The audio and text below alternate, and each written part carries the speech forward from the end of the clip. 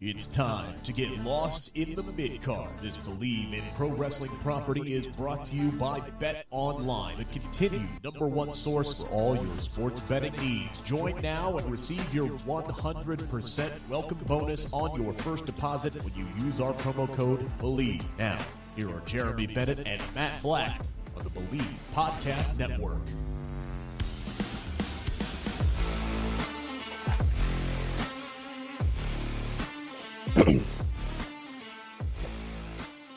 Yeah!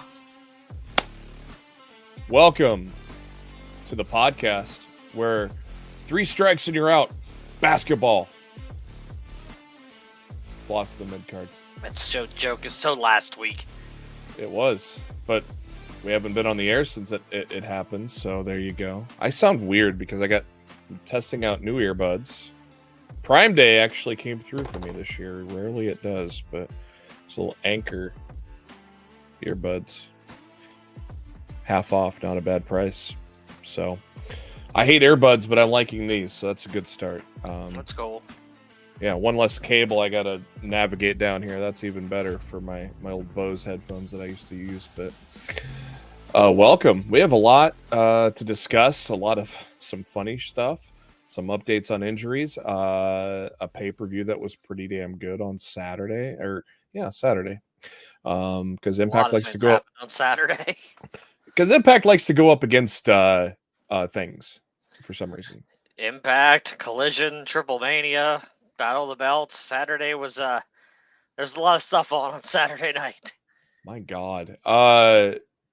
But as always, thank you for tuning into Lost the Midcard tonight. If you're in the live chat, good to see you. If you are listening on the podcast, join us on the live chat because we are your official show for Monday Night Raw. Good to see Steven Chambers and Mark Cho in here. Props to Mark Cho. He was helping me out with a Plex problem that we couldn't resolve, but oh well. Such is life when it comes to technology. As always, don't forget to subscribe to our Believe in Pro Wrestling YouTube channel. Search for Believe, that's BLEAV. And make sure you subscribe. Hit the bell icon so you know every time we go live or every time an interview pops up, like the one that Rick Ucchino did with the cast of heels ahead of season 2, including Stephen Amell, who is going to be, I think, at Raw. I don't know if that's changed or not, but I think he's supposed to be at Raw tonight. So we'll see if like I said last week, I think he'll be there, but we don't know if he's actually there as part of the show or just attending as a fan. Frantic World, thanks for joining. Saturday night was indeed all right for fighting. That is such a perfect theme song for Collision, don't you think? Yes, and I would like to tell everybody who continues to insist that the Nickelback version would have been better to shut up. Go fuck yourself. I was trying to keep the swear words to a minimum, but there you go. We're not on ESPN. We're not. Ooh, taking the shot at Pat McAfee. We don't have to stop you saying the fuck word like Pat has to. Hey, I'm not taking a shot at him. That was a shot, pal. That was not a shot, but we don't have to abide by any rules. I don't think Believe has any fuck rules. So, Pat McAfee, it was kind of fun watching him golf on this weekend. One of my favorite golf tournaments, the American Century Championship, brings together a lot of pro athletes, actors, and musicians, and people from all around. And Steph Curry not only hitting a hole in one on Saturday, but winning the whole damn thing on Sunday, being the second ever active athlete to win that tournament. It's always a fun tournament. The party atmosphere on 17 is always fun to watch. That's kind of how the Waste Management party hole kind of got their idea from, I think. So, but yes, go to Believe in Pro Wrestling, subscribe, hit the bell icon so you know every time we go live or a new interview drops. I have not got a confirmation. But okay, yes, I won't even mention it. I just got a confirmation not to mention it. So, but what? Oh, an interview, Rick, an upcoming interview. But we'll put it in the private chat. I want to know. We'll table it for until it's official. So, private chat me, brother. I just did. But yeah, a lot of fun stuff here. Let's see what we got. A couple more. That tag match Collision was great. Yeah, we're going to talk about that after. Nickelback, yeah, like they're not bad. Their ballads suck, but their older stuff's good. And they're coming to concert here, and I'm not going unless it's free. People keep saying Collision is what Dynamite used to be. Disagree. It's presented differently.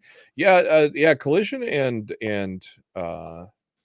Dynamite are kind of feel like two separate shows, which is good. That was the whole idea. Yeah. Exactly. They wanted both shows to have a separate feel to it, and I don't think Collision feels anything like Dynamite or anything Dynamite has previously been presented as. I feel like it's its own show, just as Dynamite is, and I think that helps, separate the shows and allows people to have a reason to watch both, because you're getting something at its core. It's still AEW, but it's kind of it's got a little bit of a different feel to it. I'll tell you what, nothing against. I've really been enjoying Collision, especially the last 2 weeks. I tell you what, nothing against Kevin Kelly, but my God, Riccaboni and Nigel are so good together. And Riccaboni, and we'll get into that a little bit, but Riccaboni does not want to travel as much with family, and he can do ROH from home basically, or maybe go down to the local radio station to record it. I'm not sure, but he gets to do that from home. So him and Nigel are pretty damn good there on Collision and Battle of the Belts. No offense to Kevin Kelly, but I like the Ian and Nigel dynamic more. Yeah. Steven in the chat better, but we're not going to hear from him for the next month. He's going to be in Japan for the G1 Climax. G1. So, yeah, for the G1. Which Eddie Kingston won his opening match, and then was it against Takagi? I don't remember. I think it was against Takagi. I have a terrible time keeping up with the G1, man. I think it was against Takagi, and then he was I saw an article that he is trying to pressure Tony Khan into having a rematch of that on Dynamite. So Steven Chambers in the chat, like how Collision opens the show with different wrestlers doing short promos before the Elton John song. Yeah, it's Saturday night's main event. Yeah, that's very much like the old school Saturday night shows. Yeah. Yeah, that's honestly, I love it. It literally feels like I'm a kid getting ready to watch Saturday night's main event, and I love that. I think it's very well done. I also like how the Collision intro changes every week, based on who's on the show. I think that's pretty cool. I think that's a pretty neat little feature too. Yeah. So. Yeah, MK in the chat. That's the Saturday Night Main Event style promo. Shivani said that's what they call it in the back. So there you go. Yeah, I dig it. I absolutely dig it. Speaking of of course, if you've been a fan of Lost the Midcard for these 8.5 years we've been on the air, you know my love for LA Knight. You know my love for LA Knight, and oh my God, it keeps getting bigger, man. That pop on Friday, woo, man, it just keeps getting bigger. That guy's walking out of SummerSlam with that U.S. title, and I would not be surprised if he wins the Royal Rumble this year. I mean, that's not happening. Cody's winning the Rumble again. Yeah, I guess finish the story, because Cody did say you can't finish winning the world title is not finishing the story, which made a lot of people happy. Programming note: 2 weeks from tonight, we will be off July 31st. I've got a hosting gig I've got to do after work, so we will not be doing a show on the 31st. And then 2 weeks after that, starting on August 14th, we're going to be going on a little later, but not too much later. I got a shift change at work, so I got to work until 6:15 Central, but I can usually get out of there 10 minutes ahead if I'm not stuck on anything. So we're going to probably start the show 6:05, 6:10 around that period. That'll be a month from now, and we'll remind you once we get there, but also no show on July 31st as well. But I'm excited for the new shift. It's going to be long-ass days, especially Tuesday, Thursday. I work like 7:45 to 6:15, and then I got to literally bolt right out of here to go host trivia on Tuesday, Thursday. But I get a 3-day weekend every week. So that's the beauty of that schedule. So I can't complain. Let's get into it. Let's get into our main story here. Saturday, as you see on the bottom of that graphic, July 15th was Impact's probably, I guess you could say, second biggest show of the year, Slammiversary. Lots of happenings going on this one here. There's only one match or two matches. I'm sorry. I think actually no, there was three on the kickoff show. There's a 6-person tag match with Giselle Shaw, Jai Vidal, and Savannah Evans against Jody Threat and the Death Dolls. And I have not been, I've not caught up on Impact since their last pay-per-view. I watched that, and I haven't watched the weeklies. And I'm like, who the hell is? I did not realize that Courtney Rush came back. She came back as her old gimmick instead of Rosemary. I was like, holy crap! So I had to go back and look at the her return or whatever. So that was, I guess, there was like a hourglass or something, and then that once that ended, that was the return of Courtney Rush or something like that. They got the win there. Joe Hendry, no longer your digital media champion. Kenny King gets the win with some chicanery. And I know Matt's sad that Joe Hendry is no longer a champion. I guess there was only 2 matches on the kickoff show. I did not see the kickoff, so I didn't know what was and what wasn't on there.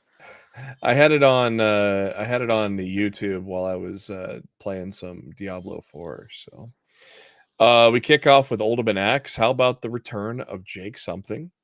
Good to see him back in the fold. I like him. Alan Angels hitting everybody in the dick was another highlight of that Ultimate X match. Kushida getting the number 1 contendership, and immediately I go, oh man, I'm excited for Kushida and Sabin. Oops. Little did we know that Sabin got jobbed. I mean, that was how long was that match even? No, it wasn't even really a match technically. Yeah, I mean, Leo Rush attacked it before the bell, and all the major damage was done. Yeah. Before the match came. So it wasn't really a match. It was more like a storyline title change than anything else. Yeah. And I don't mind that. It just means we're going to get more Sabin and Leo down the line.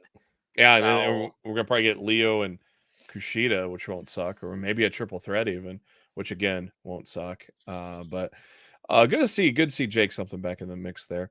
I love this tag team. Of course, this was a feud that turned into a team. Masa Shlamovich, one of my favorites in the business today. And Killer Kelly took the titles from the Coven. And one thing I noticed there was the fact that Kylan King is really just continuing to improve as a performer. I was impressed by her work in that match, and very excited to see Masha and Killer Kelly get the tag titles. That was a lot of fun. Bully Ray and Diener with Khan taking on Scott D'Amore and a mystery partner.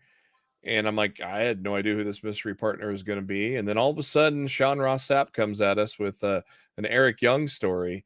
And I still, even after that, I didn't realize that he may be free for that night. And sure enough, Team Canada reunites. And to me, it was very. They teased it at the end of Impact on Thursday.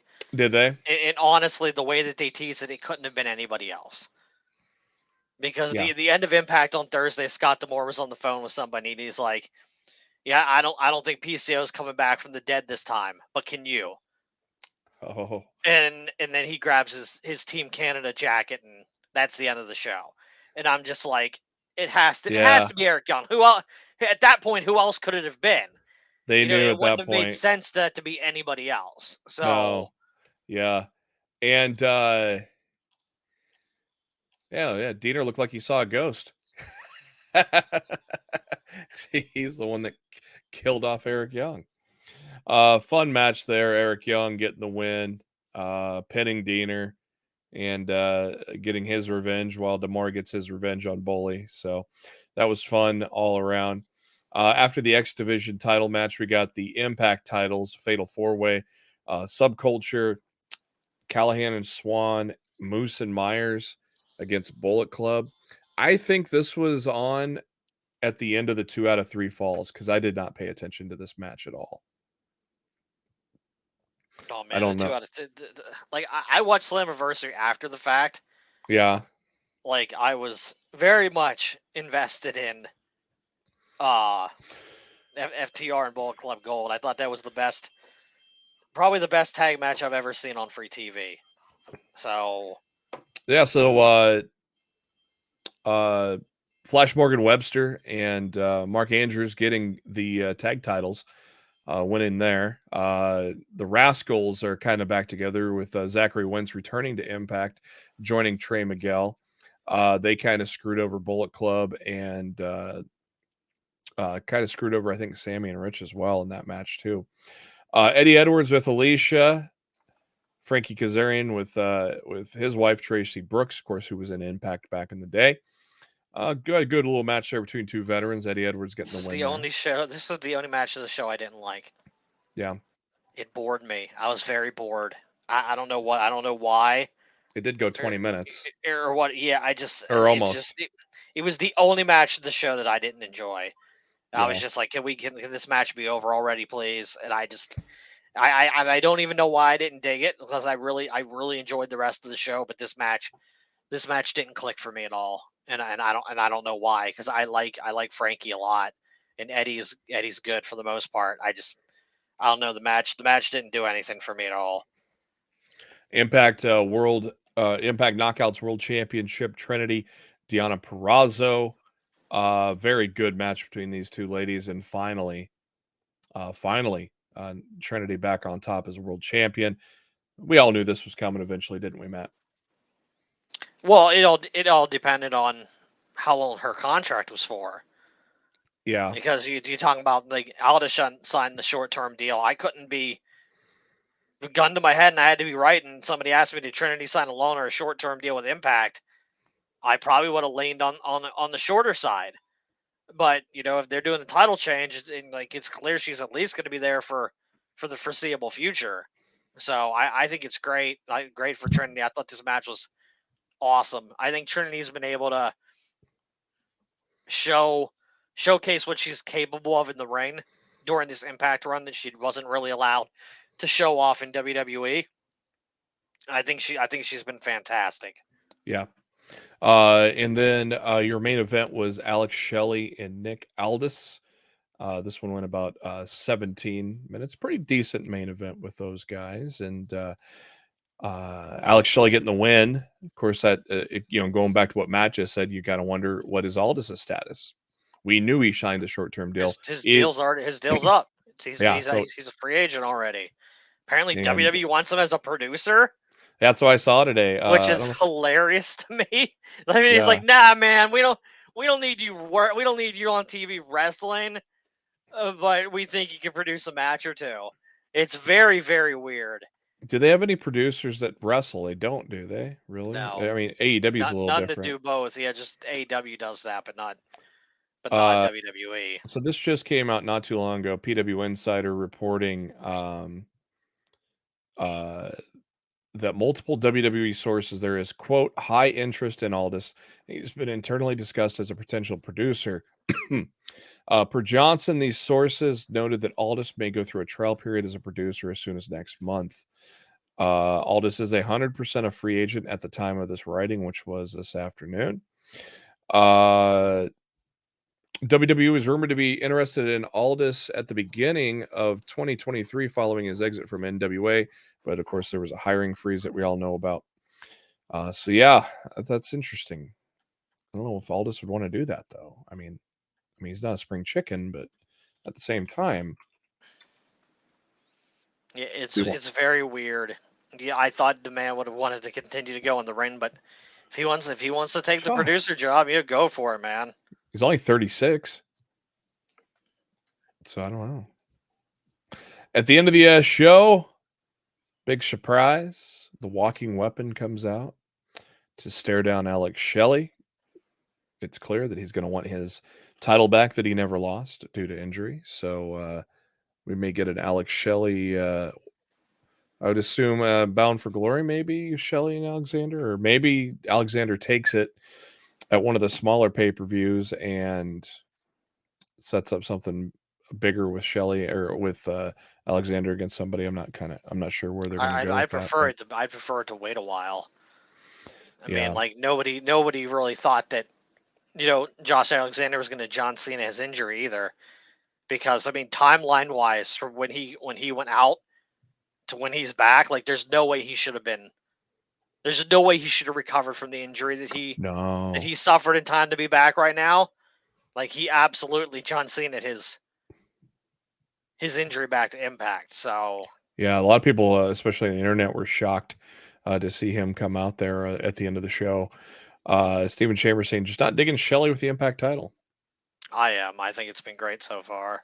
Yeah, I like it, and I'm kind of glad that he's gotten it, and he retained, so it's not a transitional type of deal either. So, And I'll tell you what, if they wanted, Shelley plays a hell of a heel on the independents. He's a big heel over at Wrestling Revolver. yeah, So if they want to flip the guns and turn them heel and have, Shelley as a heel battling Josh Alexander, I think your feelings on Shelley's title reign might change in a big way. yeah. Overall, yeah, I thought it was a good show. I thought it was a good showing by Impact Wrestling, who continues to produce some good stuff, man. In the wake of the title win, in a digital exclusive with Gia Miller Trinity talking about winning the title, she says, "I'm living the dream, living a dream right now. I pictured myself being Knockouts champion. Here I am. It's such a surreal feeling. Gosh, I'm still trying to process it all now. Deonna is definitely the toughest opponent I've ever faced. To be able to go the distance with her and beat her is a huge accomplishment for me. Now the real work begins because it's going to get harder to hold on to this." And also reported that Mercedes Moné and Tamina backstage for that match as well. Shelley is 10,000% a dick in Wrestle Revolver. He is, dude. He's a massive heel over there. It's hilarious how different his character is between there and Impact. It's night and day different. Well, once again, AEW time. Of course, we had another classic on Collision. Before we get there, though, on Dynamite, Jericho taking on Commander. Great little match there. You didn't like it? That match sucked. I didn't think it was that bad. That was one of Jericho's worst matches he's had in AEW. Huh. Commander was not in sync with him at all. There was so many things that just did not look good. I did not like that match at all. I was just like, when it was over, I was just happy it was over because it was the worst thing on the show. Don Callis comes back and brings up an old video from 34 years ago, where they have history going back 34 years, then pulls up a video from 28 years ago when they were in a stable with Bad News Allen. So obviously Callis trying to use the past to talk Jericho into joining the Don Callis family. And we're still waiting on Jericho's answer there. But obviously, as we talked about last week, the JAS, even though Jericho tries to say they're still together on Rampage commentary, we know better, don't we? Bye-bye, JAS. You will not be missed. Jack Perry continues to play chicken with Hook. I like the Hook. I think it was on Rampage. Hook eating at a restaurant and just simply saying he's going to accept the challenge for Dynamite this week. So I like that segment there. Just whip the title out on the table. Yep. Right in the middle of a meal. Whipped it out. I hope he knew the lady that was next to him. So he literally whipped it out right in front of her. Anyways. MJF and Adam Cole at a bar. And MJF apparently doing 4 women in the bathroom at once. Doing the old zipping up the pants thing. Cole said, "Go ahead," because he's got himself Britt Baker, DMD. And then they played Fight Forever. How about that? Hilarious. Oh my god. Hilarious. MJF admitted he didn't play multiplayer games because he had no friends. Oh, poor MJF. It was very well done. In a match that could go either way, the semifinals of the Blind Eliminator Tag Team Tournament, Darby and Orange Cassidy taking on the JAS, or probably soon to be former JAS, Garcia and Guevara. I actually thought Allen and Orange Cassidy were going to win this one, but to my surprise, Garcia and Guevara are still on the same page, and they are now in line to face MJF and Adam Cole, baby. You got to think MJF and Adam Cole are still going to take on FTR at some point, right? They're going to win that tournament.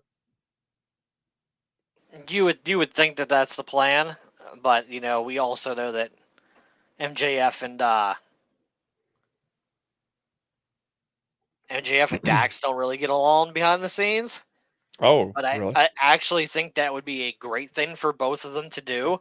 Like, we don't really like each other, but we're going to work together anyway. Let's beat the piss out of each other.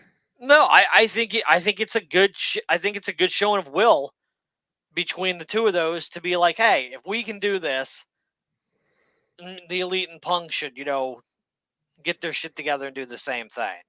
Yeah. So I'm just saying. Yeah.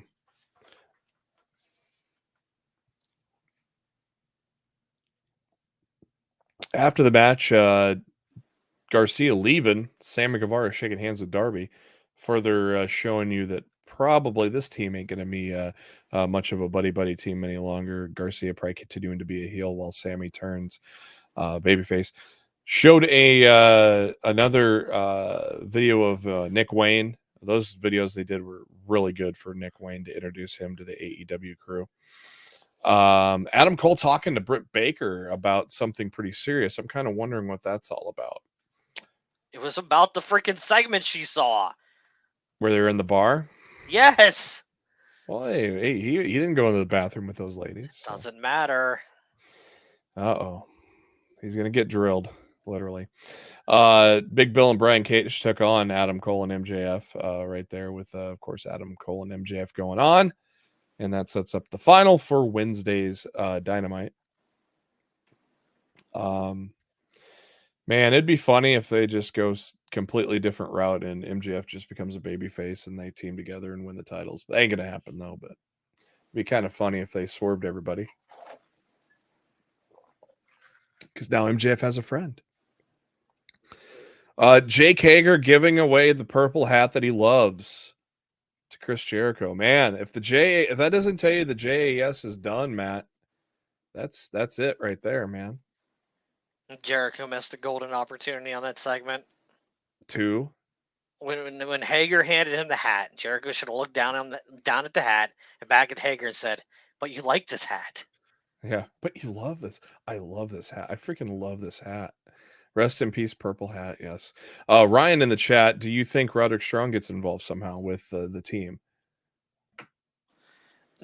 Roderick Strong's definitely playing a part in this. I just don't. I'm not 100% sure what it's going to be, but I feel when the blow up happens, either from Cole's side or from MJF's, Roderick Strong's going to be involved in that taking place. Yeah. Yeah, and I love seeing Roddy in the neck brace. He looks so ridiculous. Flashbacks to the NXT days. Semifinals in the Owen Hart Cup. Ruby Soho defeating Sky Blue. So all is right in the world there for Matt because he did not want to see the opposite happen. I feel bad for Ruby though. Oh man, we got the world premiere of Harley Cameron's rap song. How about that one, Matt? Can we move on? Nick Wayne, Swerve Strickland. Ooh, that was fun, wasn't it? Great debut. Good match. Man, they like I said, the videos helped get the people that may not know who he is, get him acquainted, and then they get to see that kind of match. And holy cow, man, the sky's the limit. Of course, these guys have wrestled a lot.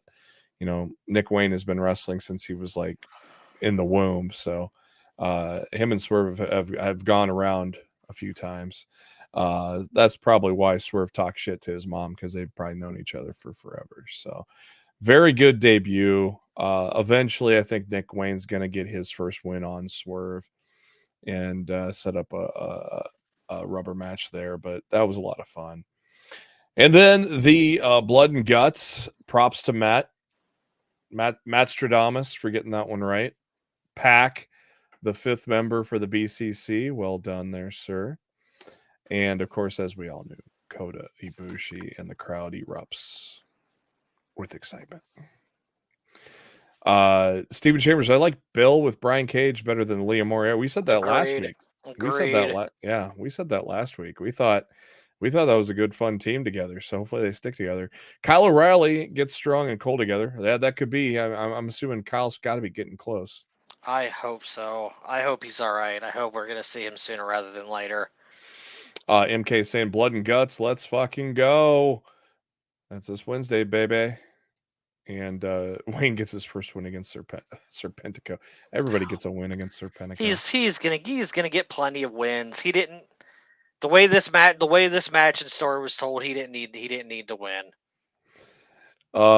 Collision, because Saturday nights are right for fighting. Hey, you got a 2 out of 3 falls match with a 60-minute time limit. Why don't you put it on first so you don't have to worry about time, right, Matt? Like I said, I've watched a lot of professional wrestling in my lifetime. I don't think I've ever seen a better tag match on free TV than I saw on Collision Saturday night. It was perfection. I loved that. I loved that match so much. Yeah, and I thought it was a unique way to win that first fall too. And that first fall took a long time too. I mean, shit, I think we were damn near 20 some minutes in before that first fall happened. And I think it was even later, actually. Yeah, you might have been right. And I thought that was well executed with Robinson seeing the blind tag and taking out Wheeler to set him up for the Blade Runner. I thought that was a really good sequence there to get the win. The Razor's Edge into the cutter by FTR. I love that move. Hey, let's add that to the roster, guys. They hit the big rig, the Shatter Machine, the big rig, whatever you want to call it now, to tie it up at 1-1. And then sharpshooter party, as Steven Chambers says in the chat. And to swerve you, they ended it a couple minutes before the 60 minutes. The 58 minutes, 2 out of 3 falls, man. I would have been very annoyed if this went the time limit draw. I thought it was. I'm glad it didn't. I was like, please don't do this again. This match is too good to do this. Don't do this.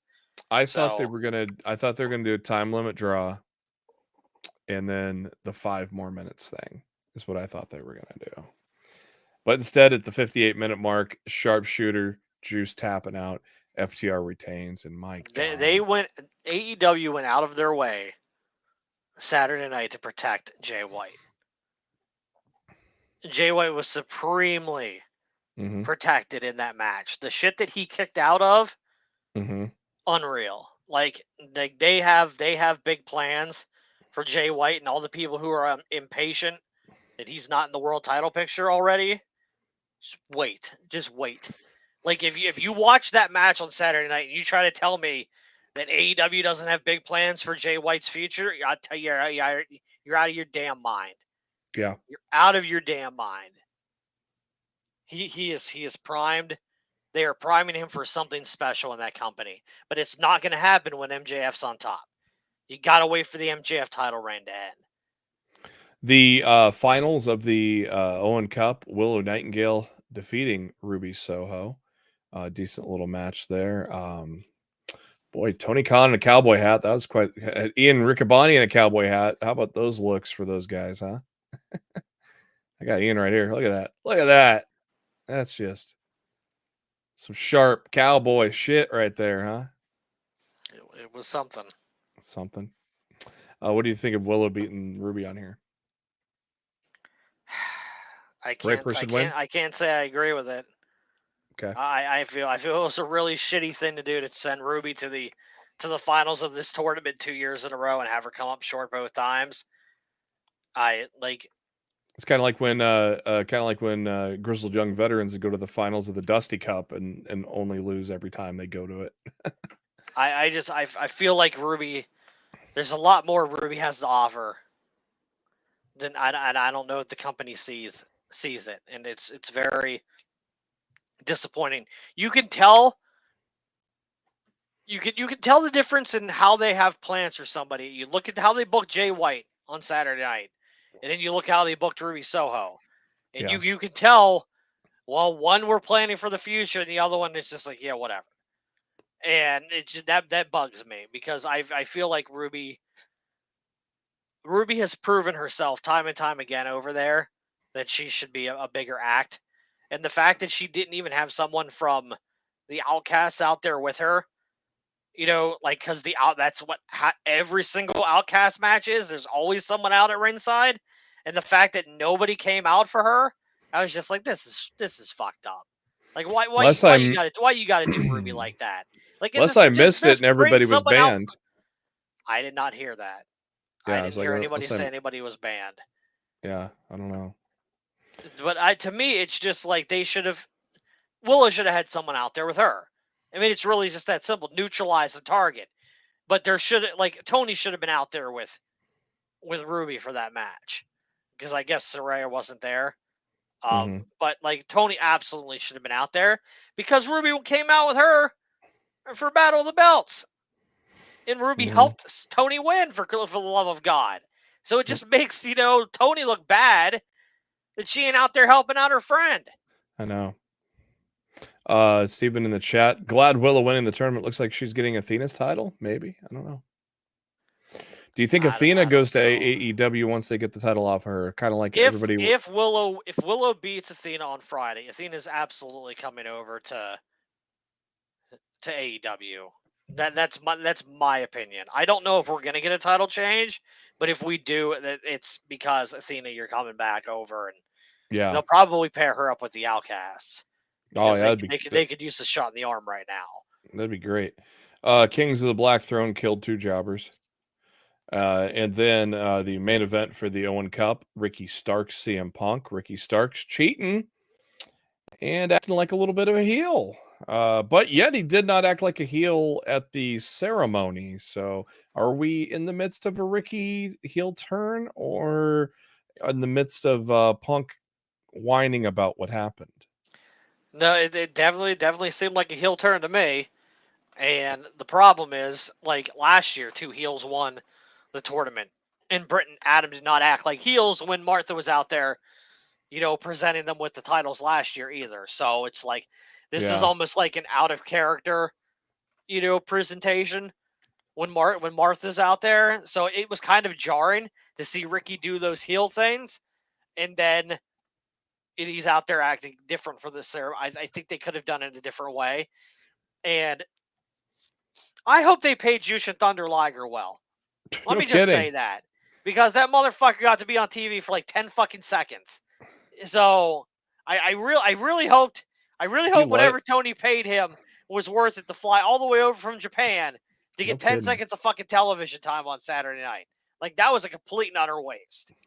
Unless he's doing something on Wednesday, but there ain't much time to do something on Wednesday. He's retired. He's not wrestling anymore. What are they going to do with him? I meant just an appearance or something. I don't know.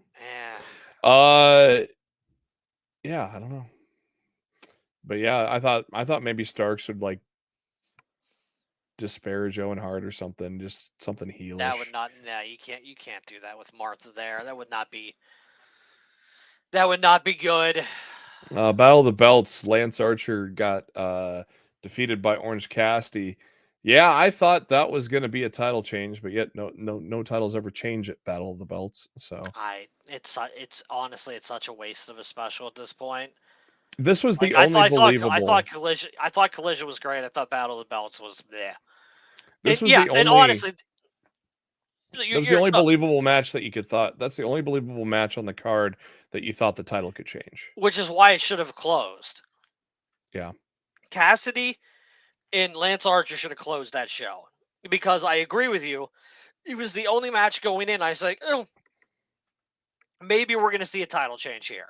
But as soon as they opened with it, I'm like, well, we're not getting a title change. That means no title changes at all tonight. And it was just like, whatever. Like, the Battle of the Belts, not good. And hopefully it's the last one they ever do, because it's not worth anybody's time. It's a waste of an extra hour. And unless it did good numbers, when the viewership and shit comes out tomorrow, just can it. Just can it. Give us Collision on Saturday nights. That's all we need. We don't need a Battle of the Belts attached to it. This just in, Seth Rollins is the next guest on Impulsive with Logan Paul tomorrow. Put Battle of the Belts on YouTube, but now they can't, because it's a deal with Warner Brothers. It has to be on TV now. They can't do any more. That's why Dark YouTube and Elevation shows. are gone. Yep. Moving on to some headlines. This lady right here, little scary moment at a live event in Maryland in Matt's backyard. Well, not Where too much in my backyard. It's pretty far away from where I am. Bailey went down awkwardly after tumbling over Asuka. He threw up the X's. Bailey was helped out, but to the back by officials, but was seen walking under her own power, no crutches or anything. Bailey did say that she'll be all right. Once the swelling goes down, they are going to do some more checks on her, but it sounds like she avoided anything serious. Yeah, she walked to the back under her own power. She left the arena under her own power both times without, like crutches or assistance or anything. I think she's going to be fine. Probably going to need a few weeks off of TV, home to rest or whatever. But yeah, like I think we'll see her back in the ring, probably by the end of August. And I wonder if I don't wonder if they keep Damage Control together, because it sounds like Dakota's progressing faster than they expected. I haven't heard anything about Dakota's recovery time. Io has been, obviously, I don't think she's going to be the first one to fail. I hope not. I kind of, and Bailey's role in helping Io, especially on Friday, there's no animosity anymore. So I kind of wonder if Damage Control is going to stick together. So, but good to see Bailey avoiding injury. All right, if you are a wrestling fan and know this screenshot, this is a screenshot that'll forever live in infamy, known as the Steiner Math segment on Impact Wrestling. How can you not forget Steiner Math? Because it was such a thought-provoking promo by Scott Steiner. Dude, Scott Steiner did some of his best work in Impact. I don't care what anybody says. His promos for that company were gold. They were. Samoa Joe was talking to Phil Strum from Under the Ring about that promo, and he said he was there for it live, and it was hilarious. He said he was standing on the other side of the camera guy laughing, and to Scott's credit, I think it was only a two-take go. And I think the first take was maybe because Petey Williams broke, because nobody was expecting it. As hilarious as it was, hilarious and still is. Man, I want to see the tape of that first take, Matt. You have to think they have it. They have it. They have it on file somewhere. In the archives. Get it? Archives. Ha ha ha. Ha. Dude, that was really bad. Ha. That was really bad. Samoa Joe taking on the winner of Dalton Castle and what's his name? Shane Taylor. Shane Taylor. I was like, who is he facing? Is that supposed to be coming up on ROH TV? Yeah, it'll air on Thursday, and I'm already not happy about who won. So, well, I guess I know who won then. Yeah, touchy subject.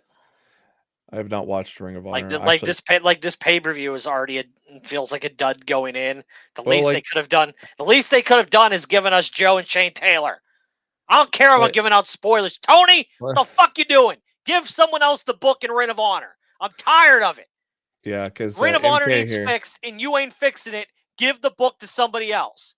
Yeah, DB, the build to Battle of the Belts and Death Before Dishonor have been horrible. Yeah, but the Battle of the Belts is always a terrible build. There's really never any build with that. It's always a throwaway event, and I expect that. But Death Before Dishonor is a fucking pay-per-view that they expect people to pay $40 to $50 for. Yeah. And right now we've got, like 2 officially announced matches for it. Should have been 3, but Mark Briscoe's hurt. You can't help that. But like this pay-per-view has been the build for this pay-per-view has been ass. And when the buck stops with Tony, it's Tony's fault. Like there's nobody else to blame. Like for all the great things Tony does for Dynamite and Collision, he's dropped the ball with Ring of Honor. Yeah, I canceled on it. He has more than enough people backstage that he can to delegate. Yes, delegate the book and the booking of Ring of Honor to somebody else. Danielson, Jerry Lynn. There's a ton of brilliant minds back there. Joe could probably do it. Chris Hero. There's a lot of brilliant minds that you have employed guys that know what to. Backstage, let them book Ring of Honor. Yeah, guys that know how it should go in Ring of Honor, and yeah, Yeah, they have plenty Steve, of people there with Ring of Honor experience that would know what they were doing to book that product. Steven Chambers in the Tony's chat. got to let his hands go of it. He has to. Any word on Callis's injuries at Triple Mania after He's fine. medium? He's what fine. happened there? There at the post, like there was like a post, like a media scrum type thing. Yeah. And Takeshita and Don Callis jumped Omega, and one of the security guards didn't know it was a work, and he took Callis out and dropped him. And apparently he had to go to the hospital afterwards to be checked up on, but he's back, and he's back. He's fine. Nothing serious, but it's hilarious that that shit in Mexico. Oh. Some people take it legitimate and real, man. So Oh yeah. Who was it? I don't know if it was Ric Flair or some classic wrestler that was you had to wear. It might have been Piper. I don't know if Piper ever wrestled Mexico though, but you had to wear protection going to the ring because you could get stabbed in Mexico. Like that's how serious they took it. Steven Chambers, WrestleCon giving Rick Steiner a second chance. Wow, that's not good. I don't even want to talk about it. That's not good. I don't MK need to be going on another damn rant. Yeah, you just got off of one. Ring of Honor is almost sold out. Where are they even at? They're in New Jersey, which is a hot wrestling town. So I mean, it's not a surprise. And look, I don't care if the show's almost sold out. They need to worry about selling pay-per-views. Right. It's one thing to sell out a show. It's another thing to actually get people to watch it. Yeah. And I don't want to hear about this. I don't want to hear about this press call shit either, because I've written in questions to Tony on at least the last 6 or 7 media calls, and they never take my questions. So it's just they don't take the hard questions on those things, and when Tony gets a hard question, he defers it into something else, and you're never going to get anything anyway. It doesn't work. Fightful Select posted an article earlier today about what was supposed to happen in 2019 for the Wyatt family prior to the releases that happened in 2020. The report states that there were plans for Eric Young and Mike Bennett to serve in the Bray Wyatt stable that would see his puppets come to life. And there was actually some truth to this, according to Sean Ross Sapp. They learned prior to the releases in 2020, there were pitches from Paul Heyman to have Mike Bennett and Eric Young involved with Bray Wyatt. However, the pitch made it to Bennett, but not to Young. It ended up getting pitched more than once, including an idea for Mike Bennett to perform his sister Abigail. Boy, Vince hated Mike Bennett, didn't he? Gave it like the cuck gimmick, and boy, there was a lot of shit gimmicks he got in WWE. There was word in the report that plans were canceled, but we're told the pitches didn't actually get that far. However, there were more recent ones that did. Eric Young's creative in WWE would have likely put him in a significant spot with the company. But, of course, as it came out a couple of days ago, he was requested and granted his WWE release this past spring once he learned that Vince McMahon was still going to be involved with the company, which, of course, opened the door to his return to Impact on Saturday. Can you blame him? No, not at all. Young was supposed to be involved in the new style version of the Wyatt family with both Bray Wyatt and Bo Dallas upon his signing this past November. Creative plans were set in January and would have kicked off after WrestleMania, but unfortunately Bray Wyatt has been sidelined with a mysterious illness since February, so neither him or Bo Dallas have returned to television since then. By the time the angle could have started, Young had already asked for his release. So, of course, we were thinking Sanity was coming back and maybe Damo was going to get rehired, and that's what I thought. And Nikki Cross was acting crazy. Well, she always acts crazy, so I guess that's no different. But she kind of got her old music back, kind of too. And but man, him and the Wyatt family, I thought would have worked. I think that could have worked too. Don't you think? It would have worked well. But I mean, I completely understand him not wanting to go back. He already experienced working with Vince last time, and he hated it. And he made that very clear when he went back to Impact. He did interviews following that. And it's just like, I he couldn't stand working with Vince. He didn't like Yep. working with Vince, and it was a miserable environment. And so he was willing to go back when Triple H was in charge. And then when Vince, weaseled his way back into everything, he's just like, nah, I'm out. And Yeah.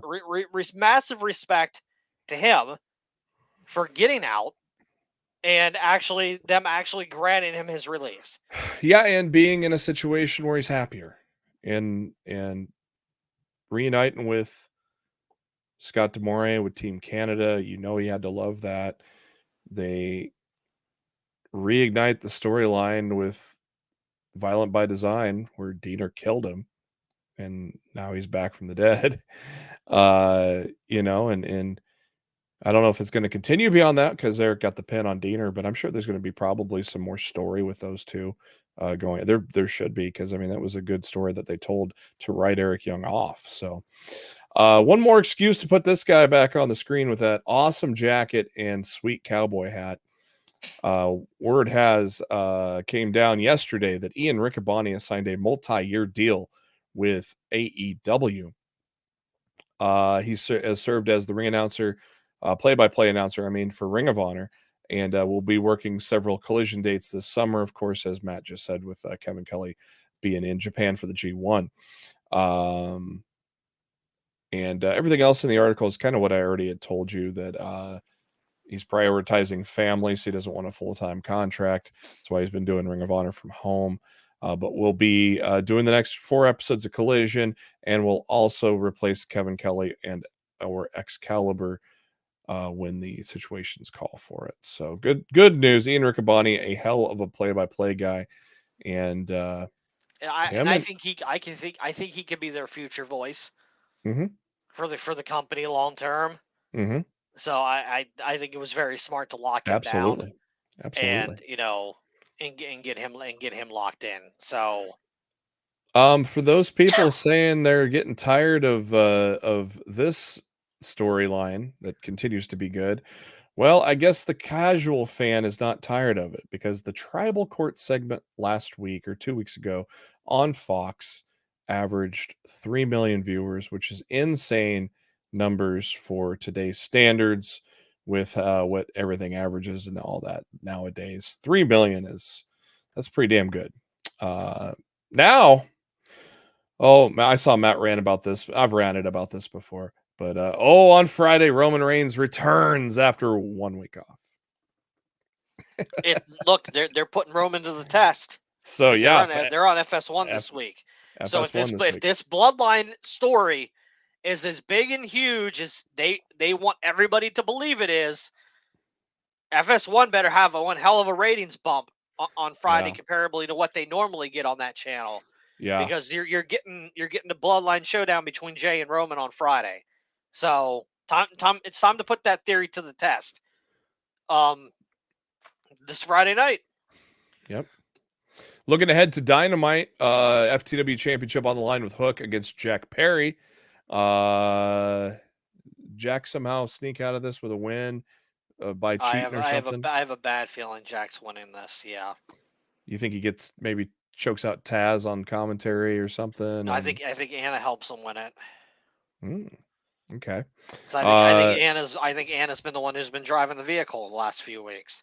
Okay. MJF and Adam Cole, Sammy Guevara, Danny Garcia.